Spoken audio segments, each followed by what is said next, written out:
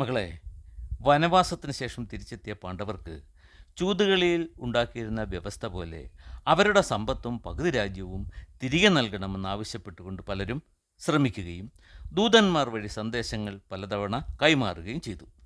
എന്നിട്ടും പാണ്ഡവർക്കൊന്നും തന്നെ മടക്കി കൊടുക്കുകയില്ലെന്ന് ദുര്യോധനൻ വാശി പിടിച്ചു. ഒടുവിൽ ശ്രീകൃഷ്ണൻ തന്നെ കൗരവരെ കണ്ട് സന്ധി ചെയ്യിക്കാമെന്ന് കരുതി സഭയിൽ എത്തിച്ചേർന്നു.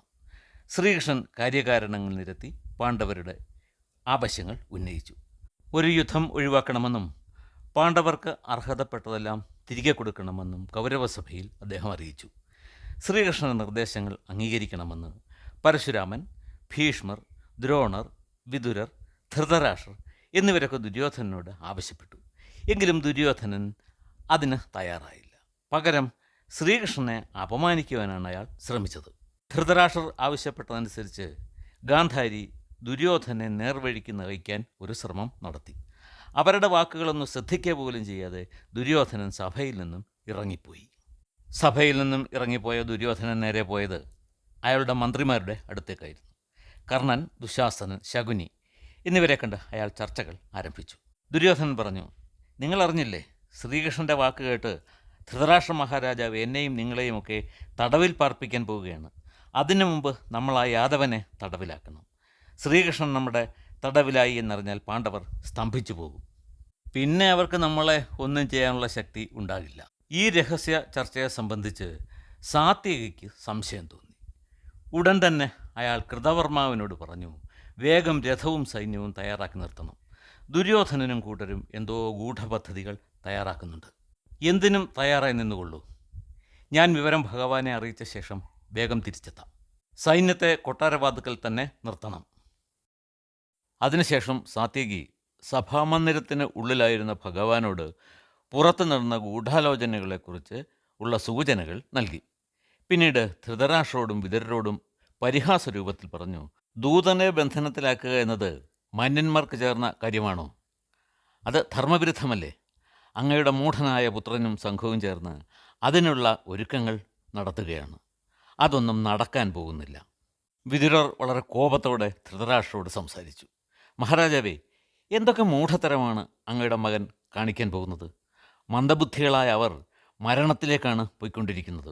ശ്രീകൃഷ്ണൻ ഒരു ചെറുപുഞ്ചിരിയോടെ പറഞ്ഞു, രാജാവേ, എന്നെ ബന്ധിക്കണമെന്നുണ്ടെങ്കിൽ അങ്ങ് ആജ്ഞാപിച്ചാൽ മതി. അവർ എന്നെ ബന്ധിക്കുന്നോ ഞാൻ അവരെ ബന്ധിക്കുന്നോ എന്ന് അപ്പോഴറിയാം.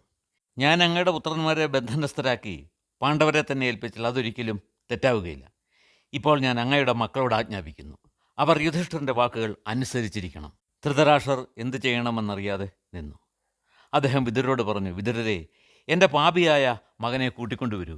ഇപ്പോഴെങ്കിലും അവനെ തിരുത്താൻ എനിക്ക് കഴിയണം. വിതുരർ പോയി ദുര്യോധനെ കൂട്ടിക്കൊണ്ടുവന്നു. മറ്റ് കൗരവ സഹോദരന്മാരും സഹായികളായി നിന്ന രാജാക്കന്മാരും ദുര്യോധനൻ്റെ ഒപ്പം എത്തിയിരുന്നു. ധൃതരാഷ്ട്രർ വളരെ കോപത്തോടെ ചോദിച്ചു, എടോ ദുർബുദ്ധിയായ മകനെ, പാപികളായ നിൻ്റെ കൂട്ടുകാരും ചേർന്ന് നീ ഒരു കൊടും പാപം ചെയ്യുവാൻ തീരുമാനിച്ചിരിക്കുകയാണോ?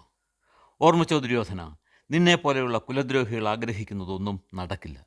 എടോ മൂഢബുദ്ധി, നീയും നിൻ്റെ കൂട്ടാളികളും ചേർന്ന് ഭഗവാൻ ശ്രീകൃഷ്ണൻ്റെ ബന്ധനത്തിലാക്കാൻ ശ്രമിക്കുന്നത് ഞാൻ അറിഞ്ഞു. എടാ, ശ്രീകൃഷ്ണൻ്റെ പ്രഭാവം നിനക്കറിയില്ല. സകല ദേവന്മാരെയും കൂട്ടി ദേവേന്ദ്രൻ തന്നെ വന്നാലും നീ പറഞ്ഞത് നടക്കില്ല. അപ്പോൾ വിതുരർ പറഞ്ഞു, ദുര്യോധന, ഒരിക്കൽ നരകാസുരനും ശ്രീകൃഷ്ണനെ ബന്ധനത്തിലാക്കാൻ ശ്രമിച്ചതാണ്. അസുരലോകം മുഴുവൻ ഒപ്പമുണ്ടായിട്ടും ഭഗവാനെ ഒന്ന് തൊടുവാൻ പോലും നരകന് കഴിഞ്ഞില്ല. നിനക്കറിയില്ലേ, ഭഗവാൻ ഒരു ശിശുവായിരുന്നപ്പോൾ തന്നെ പൂതനയെയും ബകാസുരനെയും വധിച്ച കഥ? അങ്ങനെ എത്രയോ പേർ. നിനക്കിതൊന്നും അറിയില്ല. ദേവന്മാരിൽ ഇന്ദ്രനും വരുണനും അഗ്നിയും പോലും ഇദ്ദേഹത്തിൻ്റെ മുന്നിൽ തോറ്റുപോയവരാണ്. ദുര്യോധന, സകല കർമ്മങ്ങളുടെയും പ്രേരകശക്തിയായി പ്രവർത്തിക്കുന്ന ശ്രീകൃഷ്ണൻ മറ്റൊരു ശക്തിക്കും വഴങ്ങുകയില്ല. നീ ഇപ്പോൾ ചെയ്യാൻ ആഗ്രഹിക്കുന്നത് ഉചിതമല്ല. അതൊരിക്കലും നടക്കുകയില്ല. ദുര്യോധനൻ തന്നെ ബന്ധിക്കാൻ പോകുന്നു എന്നറിഞ്ഞപ്പോൾ കൃഷ്ണൻ പറഞ്ഞു, ദുര്യോധന, ഏകനായ എന്നെ താൻ ബന്ധിക്കാൻ പോകുന്നത് മൗഢ്യമാണ്. എൻ്റെ ഒപ്പം ആരുമില്ലെന്ന് ധരിക്കരുത്. പാണ്ഡവരും വൃഷ്ണിവംശജർ, അന്ധകന്മാർ, യാദവർ തുടങ്ങിയ പ്രമുഖരെല്ലാം എൻ്റെ ഒപ്പം തന്നെ എന്നെ സഹായിക്കുവാൻ ഉണ്ട്. ഇവർ മാത്രമല്ല, എല്ലാ ആദിത്യന്മാരും രുദ്രന്മാരും വസുക്കളും എൻ്റെ ഒപ്പമുണ്ട്. ഇത്രയും പറഞ്ഞ് ശ്രീകൃഷ്ണൻ ഉറക്കെ ചിരിച്ചു. അടുത്ത നിമിഷത്തിൽ ഭഗവാന്റെ ശരീരത്തിൽ കാലിൻ്റെ തള്ളവിരൽ വലിപ്പത്തിൽ തിളക്കമേറിയ രൂപത്തിൽ ദേവന്മാർ പ്രത്യക്ഷരായി. കൈകളിൽ ലോകപാലകന്മാരും നെറ്റിത്തടത്തിൽ ബ്രഹ്മാവും മാറിടത്തിൽ രുദ്രന്മാരും വായിൽ നിന്ന് അഗ്നിദേവനും സാധ്യന്മാരെന്ന ഉപദേവതകളും വസുക്കൾ, അശ്വിനിദേവകൾ, ദേവേന്ദ്രൻ, മരുത്തുക്കൾ, യക്ഷകിന്നരന്മാർ, ഗന്ധർവന്മാർ, രാക്ഷസന്മാർ തുടങ്ങിയവരെല്ലാം കൃഷ്ണൻ്റെ വളരെ ഉയരത്തിൽ വളർന്ന ശരീരത്തിൽ കാണപ്പെട്ടു. അദ്ദേഹത്തിൻ്റെ 2 കൈകളിൽ നിന്നും ബലരാമനും അർജുനനും പ്രത്യക്ഷരായി. പിന്നാലെ യുധിഷ്ഠിരൻ, നകുലൻ, സഹദേവൻ തുടങ്ങിയവരും പ്രദ്യുമ്നൻ, യാദവ സൈന്യം എന്നിവരെല്ലാം പിന്നാലെ പിന്നാലെ പ്രത്യക്ഷപ്പെട്ട് മുന്നിലേക്ക് വന്നു. ശംഖ്, ചക്രം, ഗദ, കലപ്പ, ശക്തി എന്ന ആയുധം തുടങ്ങിയവയെല്ലാം ശ്രീകൃഷ്ണൻ്റെ ആ ഭീമാകാരമായ ശരീരത്തിൽ നിന്നും പുറത്തു വരുവാൻ തുടങ്ങി. കണ്ണ്, മൂക്ക്, ചെവി തുടങ്ങിയ അവയവങ്ങളിൽ നിന്നും അഗ്നിജ്വാലകൾ വമിച്ചുകൊണ്ടിരുന്നു. ഇത് മഹാവിഷ്ണുവിൻ്റെ വിശ്വരൂപം എന്ന് അറിയപ്പെടുന്നു. ഈ ഭീതി ജനിപ്പിക്കുന്ന രൂപം കണ്ട് സഭയിലുണ്ടായിരുന്ന രാജാക്കന്മാരെല്ലാം ഭയം കൊണ്ട് കണ്ണടച്ചിരുന്നു. ദ്രോണർ, ഭീഷ്മർ, വ്യാസൻ, വിദുരർ, സഞ്ജയൻ എന്നിവർക്ക് മാത്രമേ ആ രൂപത്തെ നോക്കിയിരിക്കുവാൻ കഴിഞ്ഞുള്ളൂ. ആ സമയത്ത് ആകാശത്തു നിന്നും ദേവന്മാർ ദുന്ദുഭി മുഴക്കി പുഷ്പവൃഷ്ടി നടത്തി. അപ്പോൾ എല്ലാം മനക്കണ്ണുകൾ കൊണ്ട് കണ്ടുകൊണ്ടിരുന്ന ധൃതരാഷ്ട്രർ ഭഗവാനെ തൊഴുതുകൊണ്ട് പറഞ്ഞു, ദേവാ, അങ്ങയുടെ ഈ ദിവ്യരൂപം കാണുവാൻ എനിക്ക് കൂടി ദിവ്യനേത്രങ്ങൾ തരയണമേ. അങ്ങയെ കാണുവാൻ മാത്രമേ ഞാൻ ആഗ്രഹിക്കുന്നുള്ളൂ. ഭഗവാൻ അത് അനുവദിച്ചു. അങ്ങനെ കണ്ണുകൾക്ക് താൽക്കാലികമായി കാഴ്ച ലഭിച്ച ധൃതരാഷ്ട്രരെ കണ്ട് സഭാവാസികൾ ആശ്ചര്യത്തോടെ ശ്രീകൃഷ്ണനെ ഭജിക്കുവാൻ തുടങ്ങി. അപ്പോൾ കൊടുങ്കാറ്റ് വീശി, കടൽ ഇളകിമറിഞ്ഞു. സഭാവാസികൾ സ്തബ്ധരായി ഇരിക്കുകയായിരുന്നു. ഉടൻ ഭഗവാൻ മായ കൊണ്ട് സൃഷ്ടിച്ച വിശ്വരൂപം പിൻവലിച്ചു. പിന്നീട് സാത്യകിയെയും കൃതവർമാവിനെയും കൂട്ടി കൃഷ്ണൻ സഭയിൽ നിന്നും ഇറങ്ങിപ്പോയി. അപ്പോൾ തന്നെ നാരദൻ തുടങ്ങിയ മഹർഷിമാരെല്ലാം അവിടെ നിന്ന് അപ്രത്യക്ഷരായി. സഭയിലുണ്ടായിരുന്ന രാജാക്കന്മാരും കൗരവരും ശ്രീകൃഷ്ണൻ്റെ പിന്നാലെ ചെന്നു. ഭഗവാൻ അവരെയെല്ലാം അവഗണിച്ചുകൊണ്ട് നടന്നു. അപ്പോൾ ദാരുകൻ എന്ന സൂതൻ ഒരു ദിവ്യരഥവുമായി എത്തി കൃഷ്ണനെ അതിൽ കയറ്റി. കൃതവർമാവ് കൂടി ആ രഥത്തിൽ കയറി. അപ്പോൾ ധൃതരാഷ്ട്രർ പറഞ്ഞു, കൃഷ്ണ, എൻ്റെ മക്കളുടെ മുന്നിൽ എനിക്കുള്ള ശക്തി എന്താണെന്ന് അങ്ങ് മനസ്സിലാക്കി കഴിഞ്ഞു. എങ്ങനെയെങ്കിലും പാണ്ഡവരെയും കൗരവരെയും ഒന്നിച്ചു കൊണ്ടുപോകാൻ ഞാൻ ശ്രമിക്കുന്നുണ്ട്. അങ്ങ് എന്നെ തെറ്റിദ്ധരിക്കരുത്. അപ്പോൾ ശ്രീകൃഷ്ണൻ അവിടെ കൂടിയിരുന്നവരോട് പറഞ്ഞു, ഇന്ന് കൗരവസഭയിൽ നടന്നതിനെല്ലാം നിങ്ങൾ സാക്ഷികളാണ്. മൂഢനായ ദുര്യോധനൻ ധിക്കാരത്തോടെ സഭ വിട്ടുപോയതും നിങ്ങളെല്ലാം കണ്ടല്ലോ. ധൃതരാഷ്ട്ര മഹാരാജാവും നിസ്സഹായത വെളിപ്പെടുത്തി കഴിഞ്ഞു. ഈ സ്ഥിതിക്ക് ഞാൻ യാത്ര പറയുന്നു. യുധിഷ്ഠിരനെ ഞാനിപ്പോൾ തന്നെ കാണുന്നുണ്ട്. ഭീഷ്മർ, ദ്രോണർ, കൃപർ, വിദുരർ, ധൃതരാഷ്ട്രർ, ബാഹ്ളീകൻ, വികർണൻ, യുയുത്സു, അശ്വത്ഥാമാവ് തുടങ്ങിയവർ ആ രഥത്തിന് പിന്നാലെ കുറച്ചു ദൂരം നടന്നു. എല്ലാവരും നോക്കി നിൽക്കുമ്പോൾ തന്നെ ആ രഥം കണ്ണിൽ നിന്നും മറഞ്ഞു. ശ്രീകൃഷ്ണൻ സഞ്ചരിച്ചിരുന്ന ആ തേര് ചെന്ന് നിന്നത് കുന്തിദേവിയുടെ താമസ സ്ഥലത്താണ്. ഭഗവാൻ തേരിൽ നിന്നിറങ്ങി കുന്തിദേവിയുടെ മുന്നിലെത്തി പാദങ്ങൾ തൊട്ട് നമസ്കരിച്ചു. കൗരവസഭയിൽ നടന്ന കാര്യങ്ങളെല്ലാം ഭഗവാൻ കുന്തിദേവിയെ ചുരുക്കത്തിൽ പറഞ്ഞ് കേൾപ്പിച്ചു. ഭഗവാൻ പറഞ്ഞു, ഇനി ഞാൻ യാത്രയാകട്ടെ. വിവരങ്ങൾ യുധിഷ്ഠിരനെ അറിയിക്കണം. അവരോട് എന്തെങ്കിലും പറയേണ്ടതുണ്ടോ? കുന്തി പറഞ്ഞു, കൃഷ്ണ, നീ യുധിഷ്ഠിരനെ കാണുമ്പോൾ പറയുക, ബ്രഹ്മദേവൻ്റെ ഭുജങ്ങളിൽ നിന്നും ജനിച്ചവരാണ് ക്ഷത്രിയർ. യുദ്ധവും രാജ്യഭരണവുമാണ് അവരുടെ ധർമ്മം. നീ അതിൽ ലക്ഷ്യം വയ്ക്കുക. രാജാവായിരിക്കുക നിന്റെ കർമ്മമാണ്. ഇപ്പോൾ അതിന് ചില തടസ്സങ്ങൾ നേരിട്ടിരിക്കുന്നു. പണ്ട് കുബേരൻ മുചുകുന്ദൻ എന്നയാൾക്ക് ഭൂമി മുഴുവൻ ദാനമായി നൽകി. പക്ഷേ അയാളത് വാങ്ങിയില്ല. ദാനമായി ലഭിക്കുന്നതൊന്നും തനിക്ക് വേണ്ടെന്ന് പറഞ്ഞ് മുചുകുന്ദൻ തൻ്റെ കൈക്കരുത്തുകൊണ്ട് നേടിയ ഭൂമിയിൽ ധർമാനുസരണം ഭരണം നടത്തി. കൃഷ്ണ, നീ അവരോട് പറയണം, രാജാവിൻ്റെ സംരക്ഷണത്തിൽ പ്രജകൾ അനുഭവിക്കുന്ന ധർമ്മത്തിൻ്റെ 4/1 ഭാഗം രാജാവിന് ലഭിക്കുന്നു. തെറ്റുകൾക്ക് തക്കതായ ശിക്ഷ നൽകിയാൽ പ്രജകൾ ധർമ്മം മാത്രം അനുഷ്ഠിക്കുന്നവരാകും.